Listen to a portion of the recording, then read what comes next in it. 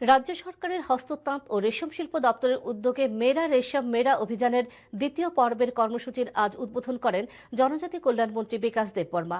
তিনি বলেন, আধুনিক প্রযুক্তি ও প্রয়োজনীয় সহায়তার মাধ্যমে রেশম চাষকে আরও উৎপাদনমুখী, লাভজনক ও আত্মনির্ভর করে তোলাই সরকারের লক্ষ্য।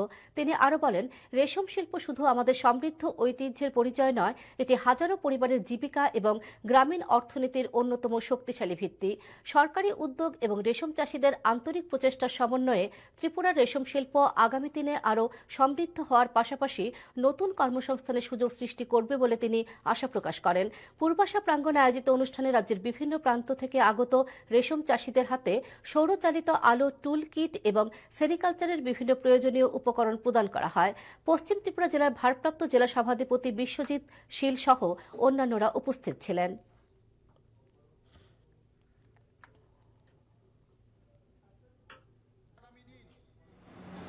আমরা আমি আজকে ডিক্লেয়ার করছি নতুন আরো 500 বেনিফিশিয়ারি, সেরিকালচারের মাধ্যমে 500 বেনিফিশিয়ারিকে আরো নতুন বাগান করে দেওয়া হবে।